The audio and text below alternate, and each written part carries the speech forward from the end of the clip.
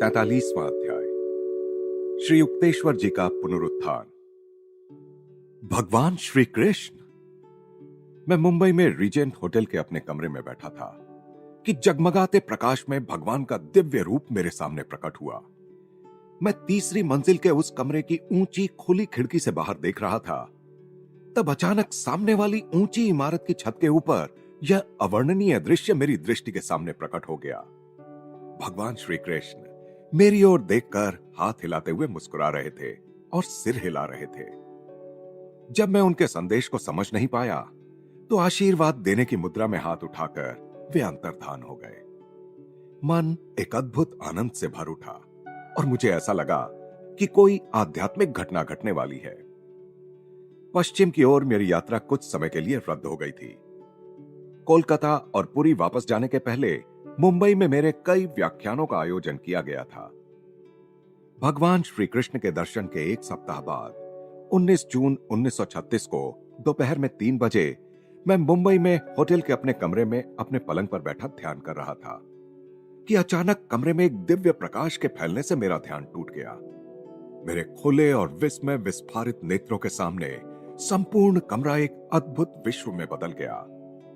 सूर्य प्रकाश एक स्वर्गीय तेज में बदल गया। रक्त मांस के शरीर में श्री युक्तेश्वर जी को अपने सामने खड़े देखकर आनंदातिरेक की लहरों पर लहरें मुझ पर छाने लगी। बेटा, गुरुदेव ने अत्यंत स्नेह से कोमल स्वर में कहा। उनके चेहरे पर देवताओं को भी मोहित करने वाली ऐसी सुंदर मुस्कान खेल रही थी। उस समय जीवन में पहली बार मैंने उनका चरण स्पर्श नहीं किया, बल्कि उन्हें अपनी बाहों में भर लेने के लिए आतुर होकर आगे बढ़ा। वह अपूर्व क्षण, परम आनंद की उस बरसती वर्षा की तुलना में गत कुछ महीनों में जो व्यथा वेदना मैंने सही थी, वह कुछ भी नहीं थी। मेरे प्रभु, मेरे गुरुदेव, मेरे प्रियतम, आप मुझे छोड़कर क्यों चले गए? आनंदातिरेक के कारण मैं असंबद्ध बोलने लग गया था। आपने मुझे कुंभ मेले में जाने ही क्यों दिया? आपको छोड़कर जाने के लिए मैंने अपने आप को कितना कोसा है। जहां मुझे बाबा जी का प्रथम दर्शन हुआ था, उस तीर्थ स्थल का दर्शन करने की तुम्हारी आशा भरी खुशियों पर मैं पानी नहीं फेरना चाहता था। मैं तो थोड़ी देर के लिए ही तुम्हें छोड़कर गया था। क्या आप फिर से तुम्हारे पास नहीं आ गया हूं? पर क्या यह आप ही हैं गुरुदेव, ईश्वर के वही सिंह? अभी आपने जो शरीर धारण किया है, वह क्या बिल्कुल उसी शरीर के समान है जिसे मैंने पुरी की निर्दय बालू में समाधिस्थ कर दिया था? हां बेटा, मैं बिल्कुल वही हूं। यह रक्त मांस का शरीर है। मेरी दृष्टि में यह शरीर केवल आकाश तत्व का यानी एथरियल है, परंतु तुम्हारी दृष्टि के लिए यह जड़ देह है। मैंने सृष्टि के परमाणुओं से एक पूर्णतः नए शरीर की सृष्टि की है, जो बिल्कुल उस स्वप्न सृष्टि के शरीर जैसा ही है जिसे तुमने अपनी स्वप्न सृष्टि की स्वप्न बालू में समाधि दे दी थी। वस्तुतः मेरा पुनरुत्थान हो चुका है, पृथ्वी पर नहीं बल्कि एक सूक्ष्म लोक में। इस पृथ्वी के मानवों की तुलना में उस लोक में वास करने वाले लोग मेरे उच्च आदर्शों के अधिक अनुरूप हैं। तुम और तुम्हारे उन्नत प्रियजन भी किसी दिन उस लोक में मेरे पास आ जाओगे। मृत्युंजय गुरुदेव, मुझे और अधिक बताइए। गुरुदेव आनंद के साथ थोड़ा सा हंसते हुए बोले, प्रिय वत्स, क्या तुम अपनी पकड़ थोड़ी ढीली नहीं कर सकते? केवल थोड़ी ढीली। मैंने उन्हें अपने बाहुपाश में ऐसे कसकर पकड़ रखा था मानो नागपाश में जकड़ लिया हो। मुझे वही नैसर्गिक हल्की सी सुगंध आ रही थी जो पहले उनके शरीर से निकला करती थी। जब कभी उन महान क्षणों की मुझे याद आती है तो अब भी अपने हाथों के अंदरूनी हिस्सों में और हथेलियों में उनके दिव्य शरीर के उस रोमांचकारी स्पर्श को मैं अनुभव करता हूं। श्री युक्तेश्वर जी ने बताया, जिस प्रकार कर्मों से मुक्ति पाने में मनुष्यों की सहायता करने के लिए संतों और सद्गुरुओं को इस संसार में भेजा जाता है, उसी प्रकार ईश्वर ने एक सूक्ष्म लोक में वहां रहने वाले लोगों की मुक्त होने में सहायता करने का आदेश मुझे दिया है। उस लोक को हिरण्य लोक कहते हैं। वहां मैं उन्नत आत्माओं की सूक्ष्म जगत के कर्मों से मुक्ति पाने में और इस प्रकार सूक्ष्म जगत में बार बार पुनर्जन्म से मुक्त होने में सहायता करता हूं। हिरण्य लोक के अधिकतर निवासी आध्यात्मिक दृष्टि से अत्यंत उन्नत हैं। उन सब ने इस पृथ्वी पर अपने आखिरी जन्म में मृत्यु के समय सचेत रहते हुए जड़ देह का त्याग करने की ध्यान प्रदत्त सामर्थ्य प्राप्त कर ली थी। पृथ्वी पर रहते जब तक कोई सविकल्प समाधि से आगे जाकर निर्विकल्प समाधि में स्थित नहीं होता, तब तक वह हिरण्य लोक में प्रवेश नहीं कर सकता। हिरण्य लोक के वासी उन साधारण सूक्ष्म लोकों से पहले ही पार हो चुके होते हैं, जहां पृथ्वी के प्राय सभी वासियों को मृत्युपरांत जाना पड़ता है। वहां उन्होंने सूक्ष्म लोकों के अपने गत कर्मों के बीच नष्ट कर डाले होते हैं। सूक्ष्म लोकों में इस प्रकार के आत्मोद्धार का कार्य उन्नत साधकों के अतिरिक्त कोई नहीं कर सकता, और तब अपनी आत्मा को सूक्ष्म जगत के कर्मों के शेष रहे लवलेशों से मुक्त करने के लिए इन साधकों को विधि के विधान के अनुसार हिरण्य लोक में, जो सूक्ष्म लोकों का सूर्य या स्वर्ग है, सूक्ष्म शरीर धारण कर जन्म लेना पड़ता है, जहां उनकी सहायता करने के लिए मैं उपस्थित हूं। हिरण्य लोक में कुछ ऐसे लगभग पूर्णावस्था को प्राप्त हुए जीव भी हैं, जो वहां उच्चतर कारण जगत से आए हैं। मेरा मन अब गुरुदेव के मन के साथ इस प्रकार पूर्ण एक रूप हो चुका था कि वे अपने शब्द चित्रों को कुछ हद तक शब्दों के द्वारा और शेष विचार संक्रमण के द्वारा मेरे मन में पहुंचा रहे थे। इस प्रकार मैं उनके विचार चित्रों को तुरंत ग्रहण कर रहा था। गुरुदेव कहते गए, शास्त्रों में तुमने पढ़ा है कि ईश्वर ने मानव आत्मा को एक के बाद एक 3 शरीरों में आबद्ध किया है। भाव या कारण शरीर, सूक्ष्म शरीर जो मनुष्य की मानसिक और भावनात्मक प्रकृति का स्थान है, और स्थूल पंच भौतिक शरीर। पृथ्वी पर मनुष्य अपनी देह इंद्रियों से युक्त रहता है। सूक्ष्म जगत के लोगों का काम अपनी चेतना, भावनाओं और प्राण शक्ति से बने शरीर से चलता है। कारण शरीरधारी जीव भावों के बने आनंदमय कारण जगत में रहता है। मेरा कार्य उन सूक्ष्म देहधारियों का मार्गदर्शन करना है जो कारण जगत में प्रवेश करने के लिए तैयार हो रहे हैं। पूज्य गुरुदेव, सूक्ष्म जगत के बारे में मुझे और अधिक बताइए। श्री युक्तेश्वर जी के कहने पर मैंने अपना आलिंगन ढीला तो किया था, तथापि अभी भी उन्हें अपनी बाहों में ही भर रखा था।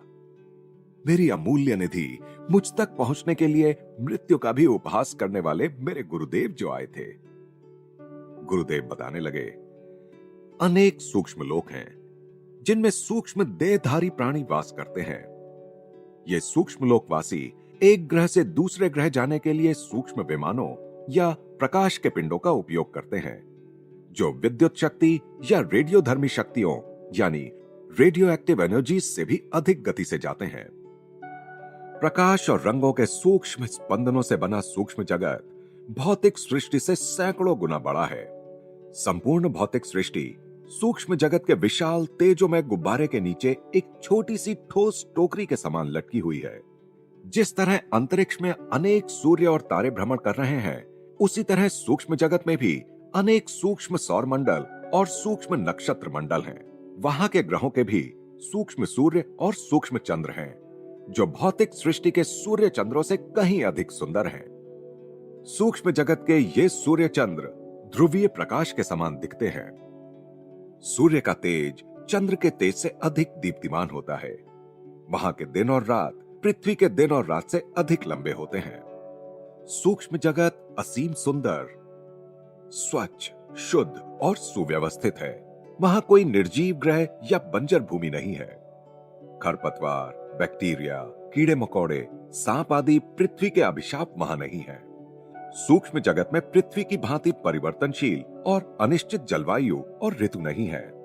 वहां सदैव चिर वसंत ऋतु की समशीतोष्ण जलवायु रहती है और यदा कदा ज्योतिर्मय हिमपात होता है तथा बहुरंगे प्रकाश की बारिश होती है। सूक्ष्म जगत के ग्रहों पर स्फटिक जल की झीलें, उज्जवल समुद्र तथा इंद्रधनुषी नदियां बहुतायत में हैं। सूक्ष्म जगत से सूक्ष्मतर स्वर्ग हिरण्य लोक में तो नहीं, परंतु साधारण सूक्ष्म जगत में करोड़ों जीव रहते हैं, जो कमोबेश नए नए ही पृथ्वी से वहां आए होते हैं। इनके अतिरिक्त वहां असंख्य परियां, मत्स्य कन्याएं, मछलियां, पशु, बौने, भूत प्रेत और उपदेवता भी रहते हैं। ये सब अपने अपने कर्मों के गुणवत्ता स्तर के अनुसार सूक्ष्म जगत के विभिन्न ग्रहों पर रहते हैं। अच्छी और बुरी आत्माओं के लिए विभिन्न दैवी प्रसाद या स्पंदनात्मक क्षेत्रों की व्यवस्था है। अच्छी आत्माएं मुक्त रूप से संचार कर सकती हैं, परंतु बुरी आत्माएं सीमित क्षेत्र में ही संचार कर सकती हैं। जिस प्रकार इस पृथ्वी की भूमि पर मानव रहते हैं, मिट्टी के अंदर कृमि रहते हैं, पानी में मछलियां रहती हैं और हवा में पक्षी रहते हैं, उसी प्रकार सूक्ष्म जगत के विभिन्न श्रेणियों के जीव अपनी अपनी योग्यता के अनुसार विभिन्न प्रकार के स्पंदनात्मक क्षेत्रों में वास करते हैं। विभिन्न सूक्ष्म लोकों से निष्कासित होकर आए हुए पतित देवताओं के बीच संघर्ष और युद्ध होता है, जिसमें वे प्राणाणुओं के बम या मानसिक मंत्र शक्ति की स्पंदनात्मक किरणों का प्रयोग करते हैं। ये जीव निम्न सूक्ष्म जगत के अंधकारमय लोकों में रहते हैं और वहां अपने बुरे कर्मों का फल भोगते हैं। सूक्ष्म जगत के इस अंधकारमय कारागार के ऊपर के विस्तृत लोकों में सब कुछ तेजोमय और सुंदर है। सूक्ष्म जगत ईश्वर की इच्छा तथा पूर्णता प्राप्ति की योजना के साथ पृथ्वी की अपेक्षा अधिक स्वाभाविक तालमेल रखता है। सूक्ष्म जगत की प्रत्येक वस्तु मुख्यतः ईश्वर की इच्छा और अंशतः सूक्ष्म जगतवासियों की इच्छा के आवाहन से प्रकट होती है। ईश्वर ने पहले ही जो कुछ भी बना रखा है, उसके आकार या रूप को निखारने की शक्ति उनमें है। ईश्वर ने अपनी सूक्ष्म जगतवासी संतानों को अपनी इच्छानुसार सूक्ष्म जगत में फेरबदल करने या सुधार करने की स्वतंत्रता और अधिकार दे रखा है।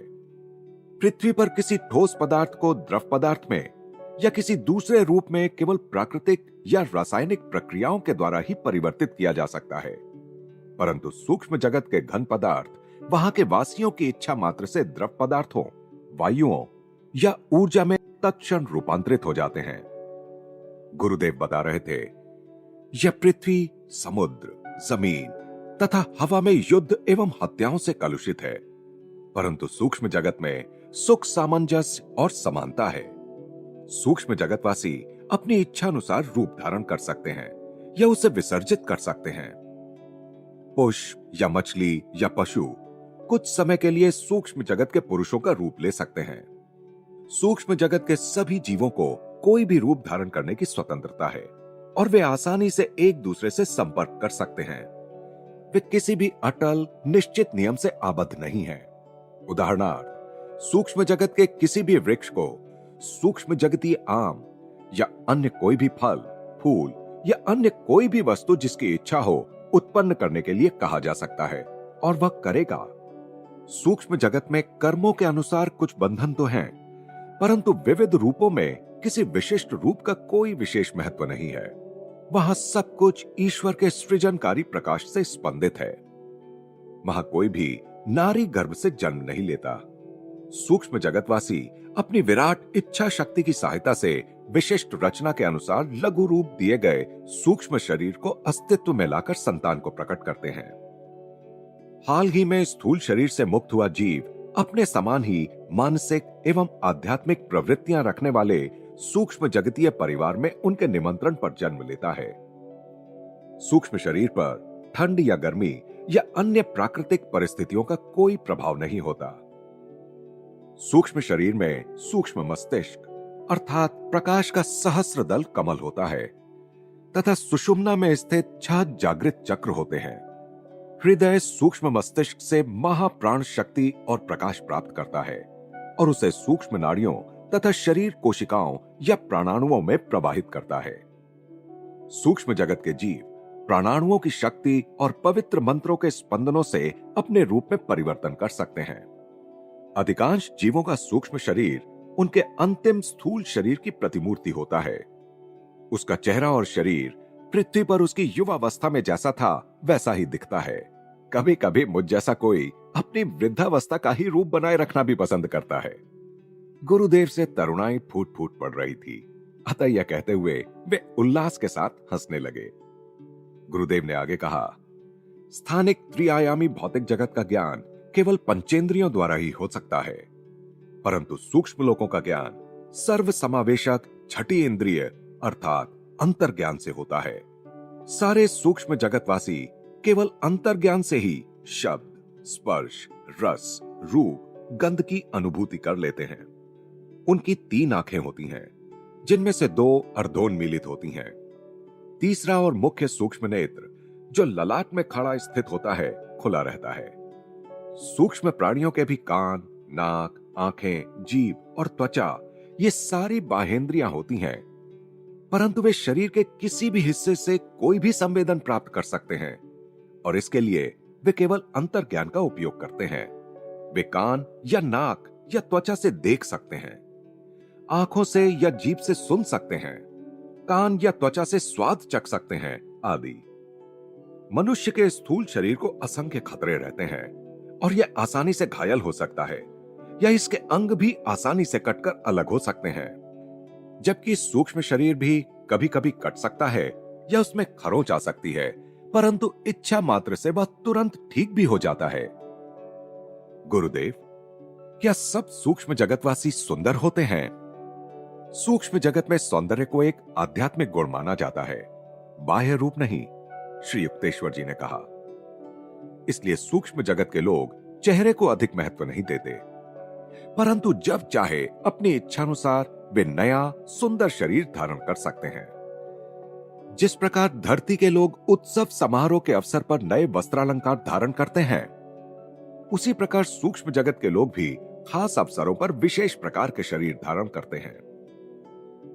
हिरण्यलोक जैसे सूक्ष्म जगत के उच्च लोकों में तब आनंदोत्सव मनाए जाते हैं जब आध्यात्मिक उन्नति द्वारा कोई जीव सूक्ष्म जगत से मुक्त होकर उसके स्वर्ग अर्थात कारण जगत में प्रवेश करने योग्य हो जाता है। ऐसे अवसरों पर अदृश्य परमपिता तथा उनमें विलीन हो चुके संत जन अपनी अपनी पसंद का शरीर धारण कर उत्सव में सम्मिलित होते हैं। परमपिता अपने प्रिय भक्त को खुश करने के लिए उसी की इच्छा के अनुसार रूप धारण करते हैं।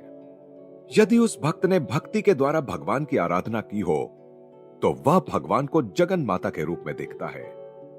ईसा मसीह को अनंत परम तत्व का पितृ रूप अन्य सब रूपों से अधिक अच्छा लगता था। सृष्टा ने प्रत्येक सृष्ट जीव को स्वतंत्र व्यक्तित्व प्रदान किया है। इस कारण सर्वशक्तिमान ईश्वर से कल्पनीय एवं अकल्पनीय सभी प्रकार के रूपों की मांग होती रहती है। मेरे गुरुदेव और मैं दोनों ही इस पर साथ साथ हंसने लगे। श्री युक्तेश्वर जी अपनी बांसुरी के समान मधुर आवाज में आगे कहते गए, पूर्व जन्मों के मित्र सूक्ष्म जगत में एक दूसरे को आसानी से पहचान लेते हैं। मित्रता के अमृतत्व को देखकर वे आनंदित होते हैं और उसी के साथ प्रेम की अनश्वरता उनकी समझ में आ जाती है, जिस पर पृथ्वी पर होने वाले दुखद मिथ्या वियोग के समय प्रायः संदेह किया जाता है। सूक्ष्म जगतवासियों का अंतर्ज्ञान सूक्ष्म और जड़ जगत के बीच के पर्दे को भेदकर पृथ्वी पर चलने वाली गतिविधियों का निरीक्षण कर सकता है, परंतु मानव सूक्ष्म जगत को नहीं देख सकता जब तक उसकी छठी इंद्रिय कुछ हद तक विकसित ना हो जाए। हजारों पृथ्वीवासियों ने सूक्ष्म जगत की या किसी सूक्ष्म जगतवासी की क्षणिक झलक देखी है। हिरण्य लोक में वास करने वाली उन्नत आत्माएं सूक्ष्म जगत के लंबे लंबे दिन और रात में अधिकांश समय परमानंद में जागृत रहती हैं और सृष्टि को चलाने से संबंधित जटिल समस्याओं का समाधान करने में तथा राह भटके लोगों के अर्थात पृथ्वी पर वास करने वाली आत्माओं के उद्धार में सहायता करती रहती हैं। जब कभी हिरण्य लोकवासी सोते हैं, तब कभी कभी उन्हें स्वप्नों की तरह सूक्ष्म दर्शनों की अनुभूति होती है। सामान्यतः उनके मन उच्चतम निर्विकल्प समाधि के परमानंद की सचेत अवस्था में मग्न रहते हैं। सूक्ष्म जगत के सभी लोकों में वास करने वाले जीवों को भी मानसिक यातनाएं हो सकती हैं। हिरण्य लोक जैसे उच्च लोकों में रहने वाले उन्नत जीवों के कोमल मन को यदि उनसे आचरण में या सत्यानुभूति में कोई भूल हो जाए तो अत्यंत दुख होता है। ये उन्नत जीव अपनी प्रत्येक कृति और प्रत्येक विचार को आध्यात्मिक नियम की दोषहीन सर्वांग पूर्णता के साथ तालमेल में रखने का प्रयास करते हैं। सूक्ष्म जगतवासियों के बीच परस्पर संपर्क या विचारों का आदान प्रदान पूर्णतः सूक्ष्म विचार संक्रमण यानी एस्ट्रल टेलीपैथी और सूक्ष्म दूरदर्शन द्वारा ही चलता है। लिखित और उच्चरित शब्दों से उत्पन्न होने वाली जिन गलतफहमियों और संभ्रमों का सामना पृथ्वीवासियों को करना पड़ता है, उस सब का सूक्ष्म जगत में पूर्ण अभाव है। जिस प्रकार सिनेमा के पर्दे पर प्रकाश के चित्रों के माध्यम से लोग चलते फिरते और काम करते दिखाई देते हैं, पर वे वहां श्वास नहीं ले रहे होते, उसी प्रकार सूक्ष्म जगत के लोग प्रज्ञा से निर्देशित और समन्वित प्रकाश मूर्तियों के रूप में चलते फिरते हैं और काम करते हैं। उन्हें ऑक्सीजन से शक्ति ग्रहण करने की आवश्यकता नहीं होती। मानव जीवित रहने के लिए ठोस पदार्थों, द्रव पदार्थों, वायुओं और प्राण शक्ति पर निर्भर रहता है, परंतु सूक्ष्म जगत के लोग मुख्यतः दिव्य प्रकाश से जीवित रहते हैं। गुरुदेव, क्या सूक्ष्म जगतवासी कुछ खाते पीते हैं? मैं अपने मन, हृदय और आत्मा तीनों की सारी ग्रहण क्षमता एकत्रित कर गुरुदेव के अद्भुत वर्णन का रसपान कर रहा था। सत्य की अतीन्द्रिय अनुभूतियां सदा के लिए वैसी ही रहती हैं, उनमें कभी परिवर्तन नहीं होता, जबकि छिछली इंद्रियानुभूतियां और मन पर पड़ने वाली उनकी छाप कभी क्षणभंगुर या तुलनात्मक वास्तविकता से अधिक कुछ नहीं होती और उनकी स्मृति जल्दी ही धुंधली हो जाती है। मेरे गुरु के शब्दों की इतनी गहरी छाप मेरे सारे अस्तित्व के पटल पर अंकित हो गई है कि कभी भी किसी भी समय अपने मन को अतीन्द्रिय उच्च अवस्था में ले जाकर मैं उस दिव्य घटना को फिर से पूर्ण रूप से अनुभव कर सकता हूं। तेजस्वी किरणों के समान दिखने वाली सब्जियां सूक्ष्म जगत की भूमियों में बहुतायत में होती हैं, उन्होंने कहा। सूक्ष्म जगतवासी सब्जियां खाते हैं और प्रकाश के तेजस्वी झरनों, नदी नालों में बहने वाला एक प्रकार का अमृत पीते हैं। जिस प्रकार पृथ्वी के लोगों के अदृश्य चित्रों को टेलीविजन की मदद से अंतरिक्ष से खींचकर प्रकट किया जा सकता है और बाद में वे फिर से अंतरिक्ष में विसर्जित हो जाते हैं, उसी प्रकार अंतरिक्ष में वनस्पतियों और पौधों के विचरण करते ईश्वर निर्मित अदृश्य सूक्ष्म परिकल्पना चित्र सूक्ष्म जगतवासियों की इच्छा मात्र से वहां प्रकट होकर सूक्ष्म ग्रह पर उतर आते हैं। इसी प्रकार उन लोगों की विलक्षण से विलक्षण कल्पनाओं से सुगंधित फूलों के पूरे पूरे उद्यान वहां प्रकट हो जाते हैं और बाद में अंतरिक्ष में विलीन होकर अदृश्य हो जाते हैं। हिरण्य लोक के समान स्वर्ग लोकों के वासी तो खाने पीने की किसी आवश्यकता से लगभग पूर्णतः मुक्त ही होते हैं, परंतु कारण जगत में रहने वाली लगभग पूर्णतः मुक्त आत्माएं ऐसी किसी भी आवश्यकता से और भी अधिक मुक्त होती हैं। वे दिव्य परमानंद के सिवा और किसी चीज का सेवन नहीं करते। पृथ्वी लोक से मुक्त होकर सूक्ष्म जगत में आई आत्मा की पृथ्वी पर लिए हुए अपने भिन्न भिन्न जन्मों के अनेकानेक संबंधियों, पिताओं, माताओं, पत्नियों, पतियों और मित्रों के साथ भेंट होती जाती है जब वे सूक्ष्म लोकों के विभिन्न हिस्सों में आमने सामने आते हैं। इसलिए उसकी समझ में नहीं आता कि वह किससे अधिक प्रेम करे। इस प्रकार वह सभी को ईश्वर की संतान के रूप में तथा ईश्वर की अभिव्यक्ति के रूप में प्रेम करना सीखता है। सूक्ष्म लोक में आने से पहले पृथ्वी लोक पर बिताए गए जन्म में विकसित हुए कुछ नए गुणों के अनुसार किसी आत्मा के बाह्य रूप में परिवर्तन आ भी गया हो, तब भी सूक्ष्म जगतवासी अपने अचूक अंतर्ज्ञान की सहायता से उन सब प्रियजनों को पहचान लेते हैं जो दूसरे लोकों में बिताए गए उनके किसी जीवन में उन्हें कभी प्रिय थे और सूक्ष्म जगत में उनके नए घर में उनका स्वागत करते हैं। सृष्टि के प्रत्येक परमाणु को अमिट स्वतंत्र अस्तित्व की देन सृष्टा से मिली है। इसलिए सूक्ष्म जगत में कोई मित्र किसी भी रूप में क्यों ना आए, वह पहचान लिया जाएगा। जैसे पृथ्वी पर कोई अभिनेता या नाट्य कलाकार किसी भी रूप में क्यों ना आए, ध्यान से देखने पर पहचान ही लिया जाता है। सूक्ष्म जगत में जीवन की अवधि पृथ्वी लोक की अपेक्षा बहुत लंबी होती है। पृथ्वी की काल गणना के मानकों के अनुसार कहा जाए तो सामान्य उन्नति की हुई आत्मा सूक्ष्म जगत में साधारणतः 500 से 1000 वर्ष तक जीती है। जैसे कुछ रेडवुड वृक्ष अन्य वृक्षों से सहस्रों वर्ष अधिक जीते हैं, या कुछ योगी सैकड़ों वर्षों तक जीवित रहते हैं, जबकि अधिकांश मनुष्य 60 वर्ष की आयु से पहले ही मर जाते हैं। वैसे ही सूक्ष्म जगत में भी कुछ लोग वहां के जीवन की साधारण अवधि से कहीं अधिक काल तक जीवित रहते हैं।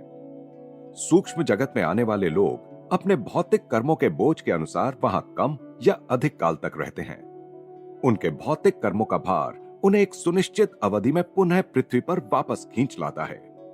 सूक्ष्म जगत में रहने वालों को अपना तेज युक्त शरीर छोड़ते समय मृत्यु के साथ कष्टकर संघर्ष नहीं करना पड़ता, परंतु इनमें से कुछ लोग अपना सूक्ष्म शरीर छोड़कर उससे भी सूक्ष्म कारण शरीर में जाने के विचार से किंचित घबरा उठते हैं। सूक्ष्म जगत अनचाही मृत्यु, रोग व्याधि और वृद्धावस्था से मुक्त है। ये तीनों ही त्रास पृथ्वी लोक के अभिशाप हैं, जहां मनुष्य ने अपनी चेतना को एक दुर्बल जड़ शरीर के साथ इतनी पूर्णता से एक रूप हो जाने दिया है कि केवल जीवित रहने के लिए भी उसे हवा, अन्न और निद्रा की नियमित आवश्यकता पड़ती है। जड़ देह की मृत्यु के साथ श्वास रुक जाता है और बाद में शरीर कोशों का विघटन शुरू हो जाता है। सूक्ष्म शरीर की मृत्यु होने पर जिन प्राणाणुओं से वह बना था, वे सब प्राणाणु यानी प्राण शक्ति की कणिकाएं बिखर जाते हैं। जड़ देह की मृत्यु होने पर जीव का अपने रक्त मांस के शरीर का बोध नष्ट हो जाता है और सूक्ष्म जगत में अपने सूक्ष्म शरीर का बोध उसे होता है। यथा समय सूक्ष्म जगत में उसकी मृत्यु हो जाती है और इस प्रकार सूक्ष्म जगत के जन्म मृत्यु को अनुभव कर वह फिर स्थूल जगत के जन्म मृत्यु को अनुभव करता है। इस प्रकार सूक्ष्म और स्थूल जन्म मृत्यु के चक्रों से बार बार गुजरना ही मायाबद्ध जीवों की अपरिहार्य नियति है। शास्त्रों में दिए गए स्वर्ग और नर्क के वर्णन सुनकर मनुष्य के अंतर्मन के गहन तल में सुप्त पड़ी सुखमय सूक्ष्म जगत के और दुखमय पार्थिव जगत के अनुभवों की स्मृतियां कभी कभी जाग उठती हैं। मैंने पूछा, पूज्य गुरुदेव, पृथ्वीलोक में और सूक्ष्म जगत में तथा कारण जगत में जो पुनर्जन्म होते हैं, उनमें क्या फर्क है, यह जरा अधिक विस्तार से बताएंगे। गुरुदेव ने बताना शुरू किया। पृथक आत्मा के रूप में मनुष्य मूलतः कारण शरीरधारी आत्मा है।